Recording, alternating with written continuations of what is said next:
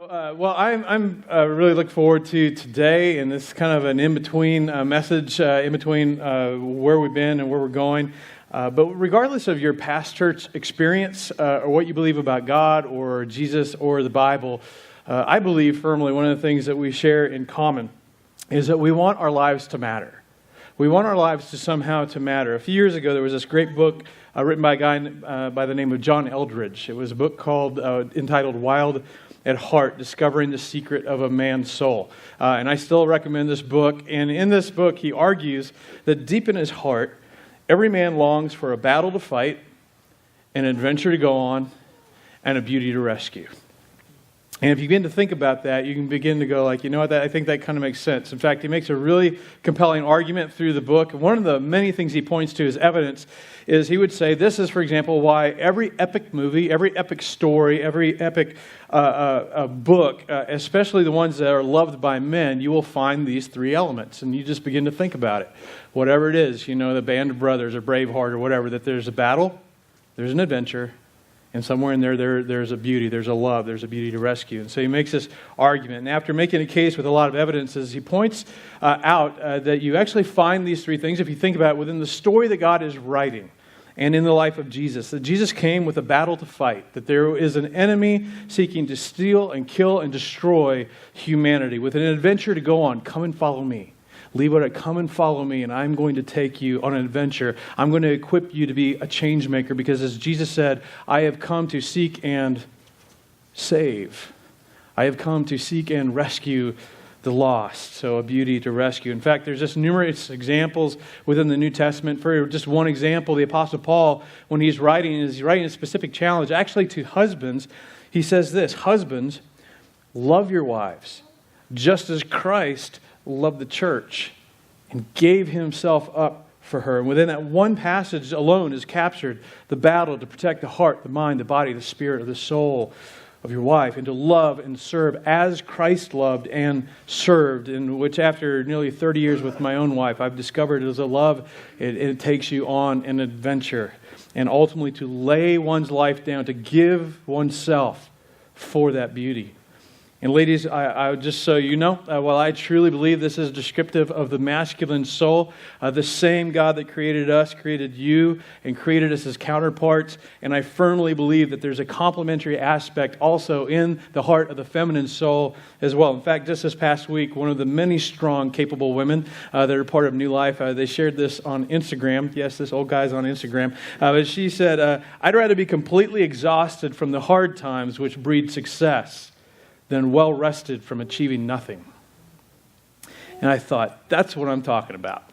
That's what I'm talking about. See, and she's not alone in this type of spirit and this type of longing, a longing that at the core of all of us, men and women, that we all long to live a life that matters. And I believe that this is the thumbprint of God. And it begins to shed more light onto the answer that we're addressing today, and that is why New Life Wichita. Why New Life Wichita? Because when you add all of that hardwired desire to matter and the belief that there is indeed more to this life than this life, and the belief that everybody lives forever somewhere, that we can somehow personally make a difference in that, it becomes motivating. For those of us that truly believe that Jesus predicted and pulled off his own death and resurrection, as documented by Matthew and Mark and Luke and John and Paul and Peter and James, when we put our trust and faith and obedience in him, that when we entrust our daily lives and our eternity to him, that we were destined for an eternity separated from God, but through this incredible sacrifice, a way has been made for us to be reconciled with God, that we can have peace and confidence for that day, that we would stand before God, that we can have peace about that because we are rescued, we're saved. That becomes motivating.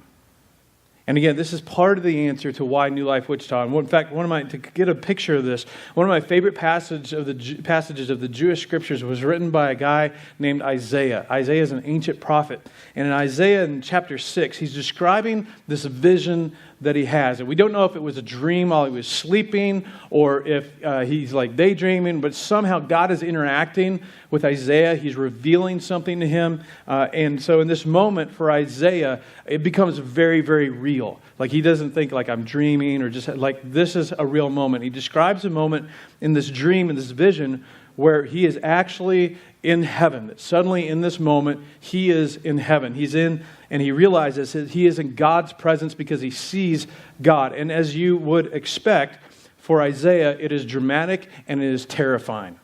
And in his terror, there's this moment, again, he realizes he's standing before God and he exclaims these words, "Woe to me, I am ruined, for I am a man of unclean lips and I live among a people of unclean lips. And my eyes have seen the King, the Lord Almighty."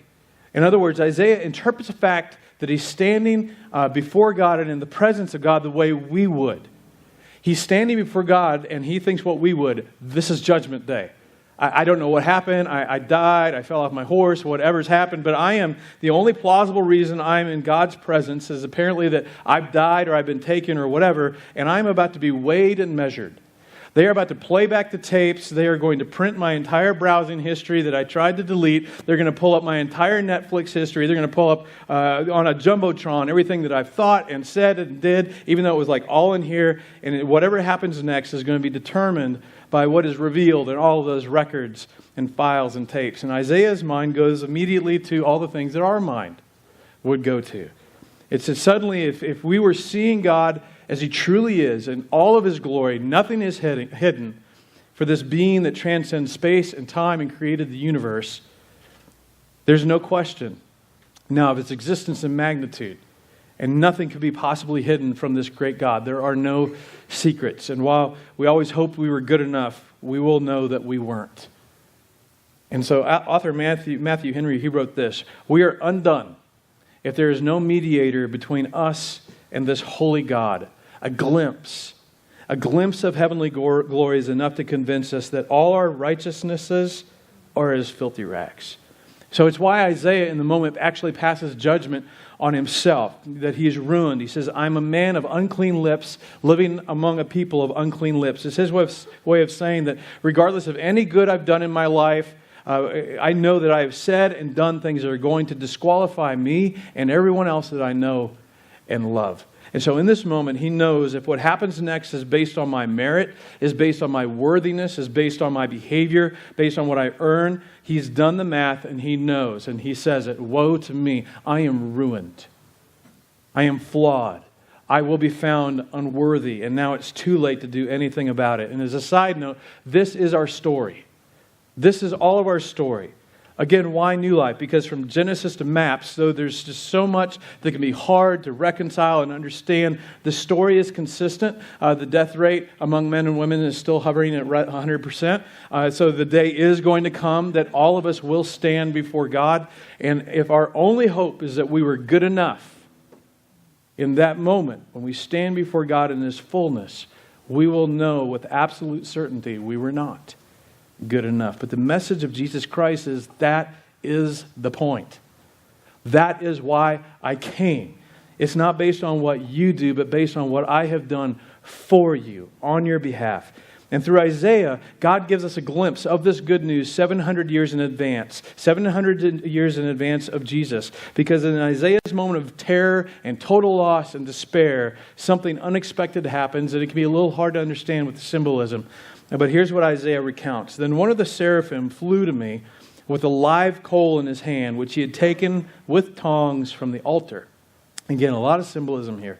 "With it he touched my mouth and said, 'See, this has touched your lips. Your guilt is taken away and your sin atoned for.'" And again, this text is so rich with symbolism. We don't have time, but essentially what Isaiah is experiencing here is a precursor. It's a vision of the future. It's a glimpse into the grace bringer that would come, the grace that would ultimately come through the life and the sacrifice of Jesus Christ. Now, in this moment where he went from total loss, I am doomed, I am ruined, it is not hard to imagine the impact that this had on Isaiah. Now, some of you can relate, because some of you've had maybe a moment, for example, where you were almost killed and you knew it. I don't know how many of you had that, but I've had that several times in my life, which is not shocking. But I remember one day I almost got T-boned by a semi at an intersection. The semi was doing about 60. That was one of them. Probably one of the most obvious for me was many moons ago. We were out on the ocean. We were doing flight ops on an aircraft carrier, and we were doing nighttime operations. And a guy, one of my buddies, grabbed my shoulder and yanked me back because if I had taken one more step, I would have almost stepped into the prop of a plane called an E-2 Hawkeye. And basically, it was going full speed. If I had stepped into it, I would not. Somebody better would be up here in front of you today, because and so it was one of those moments. And if you've ever had one of those moments, like a near-death experience, the adrenaline starts to pump up, and your heart beats fast, and you start to get excited. That time I almost got hit by the semi. I pulled over because I was shaking with energy. And what happened? I started shouting and beating the steering wheel, and called my wife I almost died. She's like, what? So it was, it was great. But so you know what this is like. And so here's Isaiah, and he's in this moment that in the moment he thought he was ruined, he gets this undeserved and unearned grace. He's saved from judgment and death. And what happens next is understandable. Isaiah's caught up in this moment of joy and gratitude. And it's like he overhears God having a conversation with God knows who. Then I heard the voice of the Lord saying, "Whom shall I send? And who will go for us?"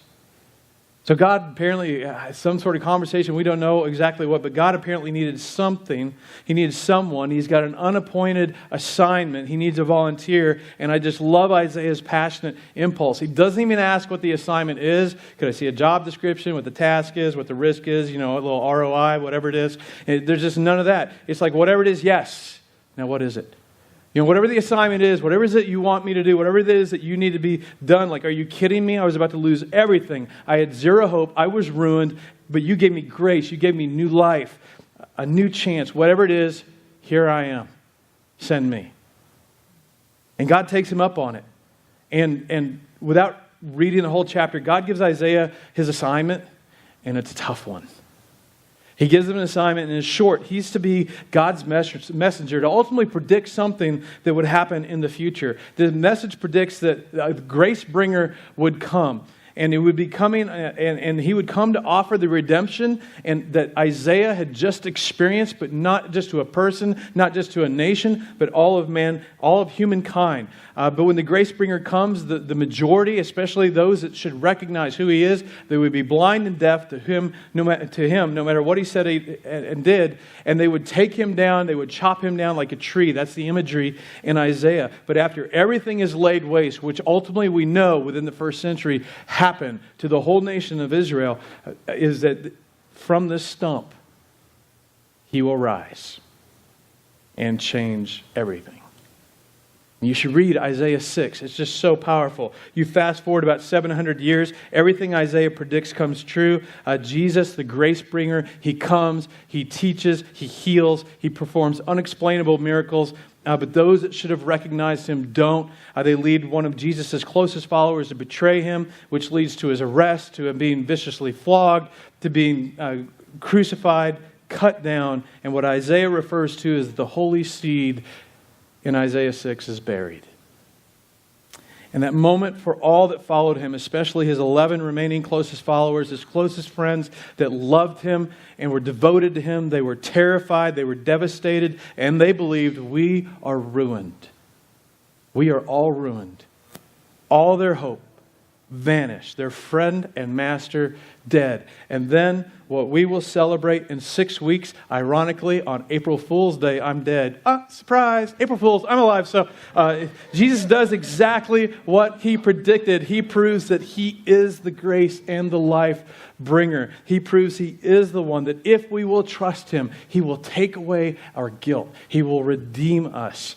That he proves that he is the one, that he went through this unbelievably horrific, bloody death, and he has atoned for our sins. We were before God unclean, and he makes us clean, so that when the day comes, which it will, that we stand before a holy God, that where we fell, all the ways that we fell short and do fall short will not disqualify us, because we have been atoned for. We will stand before God justified with unearned, undeserved grace. And then, about 4 weeks later, after the resurrection, after Jesus has been running around all over Jerusalem, and again, some of you need to read your Bibles. You don't realize it wasn't like resurrection, then he's gone. No, weeks go by. He's showing himself to people. He is alive. Jesus calls his closest friends and followers about 4 weeks later to a hillside. These followers that now get it. He is, in fact, the grace bringer, the life bringer. And they have indeed been given the gift of redemption and hope and new life. Jesus begins with this: all authority in heaven and on earth has been given to me. I am now large and in charge. And I've got an assignment. Now I want you to go. And it is reminiscent of Isaiah's experience. Who will go for us? Who shall we send? And what do you think your response is going to be? If you've seen your closest friend and your master, if you have seen him forcefully taken, convicted in a mock trial, handed over to the occupying force, flogged to near death, and then crucified for you, and in the moment of deepest despair and hopelessness and total loss, he comes back as he promised, all the wounds gone, except for the nail scars in his hand, all that blood-torn flesh perfectly restored. He was dead on Friday, he was dead on Saturday, and on Sunday it's a new day. And you finally get it. He suffered and died so that I could live. And then he begins to indicate he needs a volunteer. He's got a task. He has something he wants you to do. How are you going to respond? The answer, of course, is yes. Whatever it is, yes. Now, what do you want me to do? What is it you need? And Jesus says, all authority in heaven and on earth has been given to me. Therefore, go, and make disciples of all nations, baptizing them in the name of the Father and the Son and the Holy Spirit, and teaching them to obey everything I've commanded you. And you know what they did? They did exactly what we would have done if we had seen what they'd seen. And we know they did it because here we sit this morning, or here you watch online. So why New Life Wichita? Because Jesus has invited us into this epic story where there is a battle to fight and an adventure to go on and a beauty to rescue. See, the reason that you're here this morning or you're watching is because there were men and women that came here, that came before us. There was a small group of men and women on that hillside 2,000 years ago that took this invitation seriously, and so do we. Why New Life Wichita? Because almost 2 years ago, it unsettled a small group of us that nearly 200,000 men and women and young people in this city identify as nuns. Nearly half the population of this city claims no religious affiliation, and that might even be you. And that doesn't even count the people that have embraced something other than Jesus, which becomes problematic if you take Jesus seriously, especially after the resurrection, because he said, I am the way and the truth and the life, and that no one comes to the Father except through me. And it means that there are over 200,000 just in Wichita that other Jesus followers and other churches haven't reached or aren't reaching. And sadly, there's a significant percentage of those that you would actually describe as what's called post-Christian. These are people that would say, you know what, I'm a nun because of the church. I'm a nun because of something I experienced. I looked at Jesus and I looked at the church and realized this cannot possibly be what Jesus had in mind. I'm a nun because I'm done with church. They're your neighbor, they're your fellow classmate, they are your coworker, your waiter, your waitress, your bartender, yes, them, your mail carrier, your cashier, the people at the Y or wherever it is that you exercise. And so we began New Life Wichita with the vision that possibly that we could be a different kind of church. Not necessarily a better church, because there are great churches in this community. We need more great churches. But maybe we could be just a little bit different. That together we would reach people that other people aren't reaching, especially the next generation, and not just reaching them for heaven when you die, even though that is reason enough, but because Jesus has invited us to be a part of something that he wants to do in bringing a light into the lives of the people that make up this broken world, a world where there is still, and again, even if you wrestle with, is there really a devil or Satan and there's God and all this, but there's clearly a core source of evil in this world and in this life, an entity, and you can sense it, that just seems to never rest, to steal, kill, and destroy. Just in our country alone, just this last week, we see 17 killed senselessly in a school We get a glimpse of just a couple of years ago, because it takes a little while to get the stats, 44,000 in 1 year committed suicide, just in the U.S. In 1 year, there were right at 1 million divorces. That's 1 million couples and families ripped apart, not counting the broken families that got ripped apart that weren't technically legally married, but they had been a couple and been a family. The use of anti-anxiety and antidepressants are at an all-time high, and the level of poverty and abuse and human trafficking, and then all the global challenges. And it's clear that the human race and the next generation are under attack. Marriages and families are under attack. And after being pulled back from the precipice of being eternally lost, after being given new life, God then says, now in the words of the ancient prophet, whom shall I send? And who will go for us into this broken world? There was a group of us that almost 2 years ago, especially after many of us experienced, unfortunately, another disappointing, painful example of what happens when a church can put politics and policy and an institution ahead of people. We decided to take a big risk, and that is to start a new community, to start a church, which is just crazy because 80% of church plants statistically fail. But we decided to make Jesus the driver. Tried to be like Jesus, who loved and served and reached people that the religious kind of pushed away, people that have been tragically disenfranchised and even driven away from God by the religious leaders and the institution, which happens far too much today. We launched New Life as a place where people could belong before they believe and embrace His mission for our mission to make fully devoted followers of Jesus.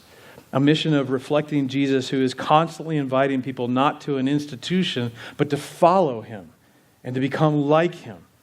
And if we would love and follow Him and love others as He loved us, that He would make us into change makers. Men and women that would change lives, change society, and change the world, which is exactly what His first century followers did, and so many of the followers that came after. That our vision would be that a movement like that Jesus, like He was a catalyst of change makers. Go, I'm sending you. Specifically, we launched New Life with a vision to be that, to be a catalyst of spiritual and social change makers. Because that's what Jesus did. Because when Jesus had all the authority and all the power, He locked and loaded His followers and launched them into the world to impact their daily world, Monday through Saturday. Lives and affect positive change, and it's just exactly what they did. And in the past year, others from other church backgrounds or no church background have caught the vision. It's resonated in their heart where, you know what, what you value, what your vision is, what your mission is, that resonates with me, because when I look at Jesus, when I read His teaching, it aligns, and I want to be a part of that, and more have joined us. In 2017, just to give you a bit of a snapshot, one of the things that has been exciting as we look at the year, and for those that we would say, through social media, through our database, we're able to kind of get a picture of who are the people that would consider New Life Wichita their church home. Here's some cool things. Of that, 74% are serving. 40% in 2017, 74% serving, 40% in life groups, and 64% giving. Now, I know that you guys have real lives with real jobs out in the world or whatever, and I just kind of live church. I get that. So you don't know what I know, but that's outstanding. Like that means something special is happening. And I want you to hear, especially for those of you, and so many of you volunteer here. I just want you to know, every time, just like this morning, I got a little place I go hide for a little bit in the morning to kind of get in the zone and everything and get ready. But where my vantage point is, every Sunday, I see the guys out there, no matter how cold it is, and they're driving a truck or a van, and they're putting up those little A-frame signs out there and putting the signs along the road. Every time you do something like that, here am I, send me. Some of you volunteer with the children's ministry, and you're in there, you're loving on these kids, you're creating this environment and this experience, and every time you do that, here am I, send me. You're in there with maybe the older kids, and you're seeking to teach them and try and pass on something to them because you want to see them move into middle school and high school prepared to be able to defend themselves against all the things that come their way to attack their mind and body and soul. Here am I, send me. For those of you that come in early on a Sunday morning and you set up this stage, and some of you don't even play an instrument and should never sing, and you come up here and it's just like, here am I, send me. Like, I can't play an instrument, but I can help set things up. For those of you who work behind the scenes, there's so much that goes on, folks, behind this organization. For every time you do that. And then beyond that, outside these walls, when you show undeserved, unearned love to a coworker or a fellow student or your neighbor or somebody that is very different from you, every time you do that, here am I, send me. It doesn't have to be some big, epic thing, but just finding your place in the story. See, that's what this place is about. And I will just tell you, especially for myself, I got really convicted by a pastor last week. He said, most people that attend your church really don't care about attendance. I mean, like, they're just not super concerned about you. The only people who are concerned about attendance are pastors. So, So here's the truth. Yeah, do I want to see us outgrow this room? I do. I want to see us move out of here because what that means is that we're drawing people into this community. They're coming to a place where they feel like this is a place I can belong and connect, and it's adding value to my life. And we want that. And we do believe we're going to continue growing. But here's the thing. More than connected about just growing numbers, we are concerned about getting people connected. Helping people to become more loving, to see them serving, to see them growing. In fact, these are the things that we're going to look at as we measure things in 2018. Are we leading people into serving? Are we leading people into giving? Are we leading them to plug into a small group or a smaller community group where you can have authentic relationships with people? And are you inviting? And to have 74% serving, 40% a group, 64% giving, that's just so encouraging. And it's a great start. It's a great start. We want every one of you to truly become fully devoted followers of Jesus. And so we want you to have what Jesus said, I have come that you may have life and have it to the full and have it in abundance. So new life in 2018. And why new life in 2018? And it's because that for those of us that are making decisions about what we do and how we do it, not just on Sunday, through the week, that we're trying to lead you to a preferred destination. To the life that Jesus wants for each of us. A life that becomes increasingly filled with love, joy, peace, patience, kindness, goodness, faithfulness, gentleness, and self-control. And to do that, there's a strategy to all that we do, and you may not know this. In fact, there's an intentionality to the flow of our weekend services. So, for example, and the light bulb will go on, here in 2018 already, we launched with Breathing Room. We launched with this series. If you weren't here, please get online and watch it. But this was where we just had a very practical series about how and why to deal head-on with some personal things in your finances, your time, and your relationships so that you can have life that is truly life. And then it was a series, that was pretty inward focused and giving you practical ways as an individual to have better life. And then we entered the last 2 weeks with Kyle Fleet, and prepared our community for a season that draws our attention. The first one was inward, the next one was upward. And ultimately through the Lent, and for those of you that are engaging it, and if you're new and you'd like to know more, we can talk to you about it afterwards, but just taking this time between now and Easter to engage in some behaviors or some patterns or introducing some study and moving some other things out of our life that it gets us we're giving God more attention in our life, to give you a way to have some refresh and reset in your attention and your affections. So after an inward of Breathing Room and upward with Lent, which continues through Easter as far as what we're doing outside of Sunday morning, next Sunday, we're going to enter into a series that helps focus us outward. As we get just down and dirty, we're going to have everybody just set aside everything which may be right, but everything that you've been taught or preconceived ideas or thoughts about the church and about Jesus and what Jesus meant and all that. And we're going to learn from Jesus and the New Testament writers what Jesus actually envisioned for his movement, the church, inform not just our Sunday life, but our out there Monday through Saturday life as well, in our neighborhoods, in our workplaces, our classrooms, our places of businesses. And this is going to culminate in Easter, which is inward, upward, and outward, because we're going to celebrate the greatest event in human history, the event that changed everything, the resurrection of Jesus. But as you hopefully have come to expect, we will do it in an outward and intentional way. And should one of that 49% in this community who identify themselves as nuns with no religious affiliation, or one of the thousands of post-Christians, as I mentioned earlier, men and women, young adults who grew up with some form of church, but they walked away because they lost faith in it, if one or more should come with you or show up, that they might hear the message of the resurrection presented in such a way that they might rethink church and rethink Jesus and the church community and its relevance to their life. They might decide to give it another chance. And then following Easter, we're going to enter into a 6-part series that will go inward again, giving you the answer key to how to grow in your faith and grow as a follower of Jesus so that it will have an impact, the impact on you that it should. And thus it's going to have an outward impact on all those that you love. And so I'm just sharing this with you so that you understand there is a method to our madness. Why it matters to you in your life. Why it matters that you are here as consistently as you can, because it all connects. Why it matters that you serve. Why it matters that you get plugged into a smaller community in small groups. Why it matters that you are reaching out and inviting others. There's a method.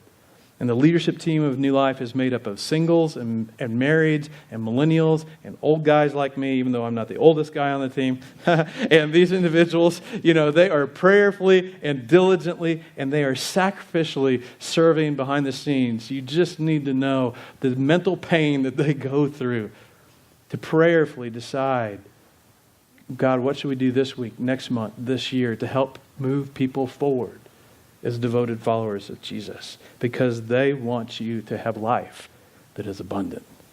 And at the same time, we live in this city, or we are trying to create this rhythm into environments and patterns that help make that happen. It means that we're going to be constantly pointing you towards serving and connecting in a small group, in a more intimate community, giving generously and inviting. Because this all matters. Because we live in a city filled with hundreds of thousands of men and women and young people that have walked away from church, or they're skeptical, or have even rejected Jesus. And just like there was another city many, many years ago that a guy named Paul wrote a letter to. He wrote this letter to the Christians in Rome. He said this: there is no difference between Jew and Gentile. There's just no difference. It's not about your religion or your heritage or your background. The same Lord is Lord of all, and richly blesses all who call on him. For everyone who calls on the name of the Lord will be saved. But how then can they call on the one they have not believed in? How can they believe in the one they have not heard? And how can they hear without someone preaching to them? Or if you don't like preaching, sharing with them, telling them, because Jesus is not intuitional. You're not going to go sit under an oak tree and go, oh, I think God loves me. It must be Jesus. You need to know. And how can anyone preach or share unless they are sent? As it is written, how beautiful are the feet of those that bring good news. You are God's chosen growth engine for His capital C church, His kingdom, as the Bible talks about, as well as our small community. And we can advertise on Google and social media, which we do and we will. We can advertise in print, which we will from time to time, on Facebook and our website and our signs. In 2017, actually attracted a few individuals that ended up coming in, and they liked what they experienced, and they have stuck, and they found community, and they're growing. But what Jesus gathered on that hillside 2,000 years ago was not a bank of computers. It wasn't the press. It wasn't the government. It wasn't even people that could sit in front of a computer or a smartphone and post all over social media. He gathered a group of men and women who have been uniquely placed in a specific time and place in history with a specific context of relationships. And he said, I need you to go. I need you to go, and I need you to speak and inform people around me. Live in such a way that they can see me, and then tell them the reason for your faith. Inform people about me, and then give them the next step to belief, and that is to become my follower, to obey me, to love others as I have loved you. And because they took that call and command and mission of Jesus seriously, there was a global expansion, and the world completely changed. And God has uniquely placed each of you, each of us, at a specific time and place in history with a specific context of relationships. And each of us, if we will take the call and the command of Jesus seriously, as impossible as it might sound, just as it sounded just as impossible to those first century believers those followers on a hillside, we can play a role in transforming lives, which will transform this city and beyond. I'm going to wrap up with this.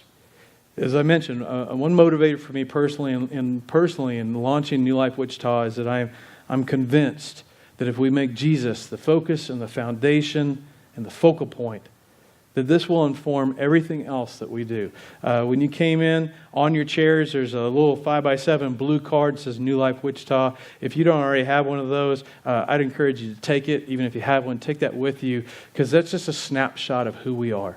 It has our vision, mission, and values, and all of that. It took months of prayer and wrestling and time in Scripture and just working through who is God calling us to be, and you'll get a snapshot on that card.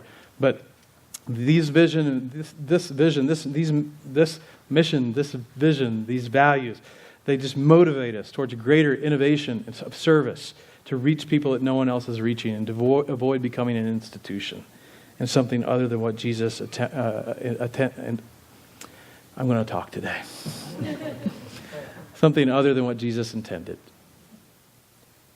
In fact, as I mentioned, the series that we're kicking off next week will unpack this. And let me tell you how big of a deal this is. The series that we are kicking off next week played a very direct role of the church in my previous ministry, which it was a large church here in Wichita, going around the senior pastor of the board to fire me. You don't want to miss next Sunday. And here's the other thing. If you have anybody in your life that walked away from church, they've given up, they've lost faith, odds are that they walked away for one or more of the very things that we're going to talk about over the next few weeks.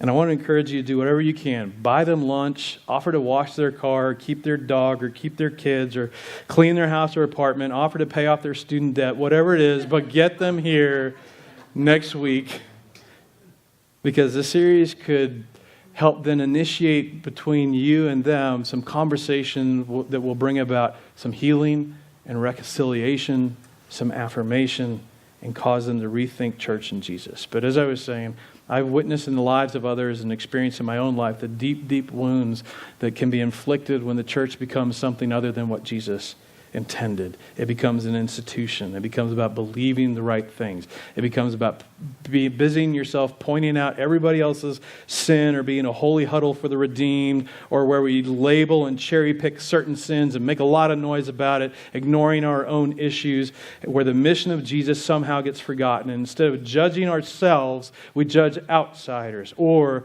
there's a complacency, like I go to church to get my spiritual tank full, see you next Sunday. And that's it. And the answer to the broken world is so much more than that. And it isn't more right politics or right government or a right Second Amendment stance or even right beliefs.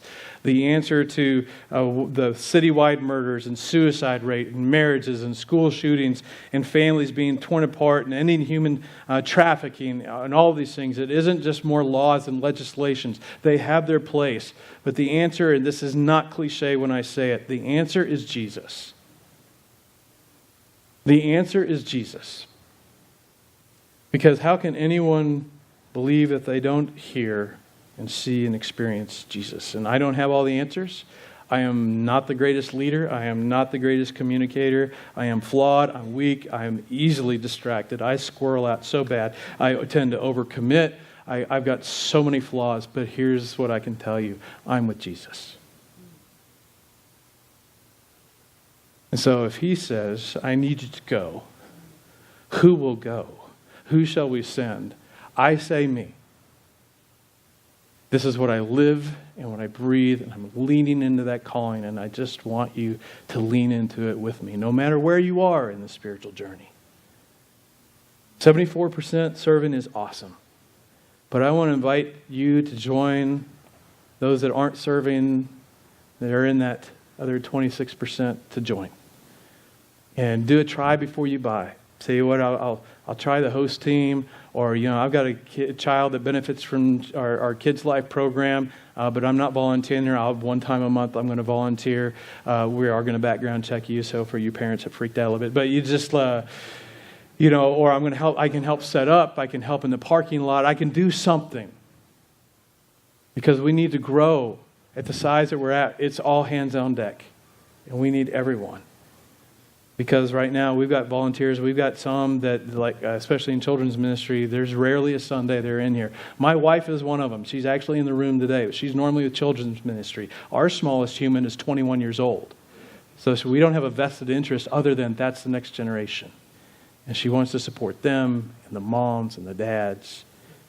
40% in life groups is fantastic. We've got to move that closer to 100. Because that means there's a group of you're doing life alone. Or not doing an authentic community. 64% giving. Do you have any idea how exceptional that is? The odds, and just so you know, the way we measure that, we learned from another church that's been doing this for a while, and that's that you've given at least 4 times and or $3,500 in 1 year. And we feel like if a person's serving, if they're giving, if they're plugged into groups and they're inviting, these are the things they're going to help you. Those are examples of that you are engaged in this community. We want to move towards 100%. This is a team effort. Because ultimately, and I didn't create these words, but I fell in love with them the first time I heard them, and I wanted it to be our community, that we would create a church in this city that the unchurched would love to attend. Because if they love it, you're going to love it too. And these are the people that no one else is reaching. I'd rather be completely exhausted from the hard times which breed success than well rested from achieving nothing. Let's pray. Father, you are good and you are great. And I thank you that we know Isaiah's story. We are thankful that we're able to see how it connects to what happened 700 years later and now 2,000 years later, which for us seems like an enormous amount of time. But for you, God, who transcends space and time, it's a blip on the screen. And Father, you are clearly writing the story. And I pray for everyone that is in the room or watching this online right now, God, that you would move us and begin to help us lean into the story that you're telling, that you would help us to lean into what you have created us each specifically to do to make a difference. Here we are. Send us. In the name of Jesus, I pray. Amen.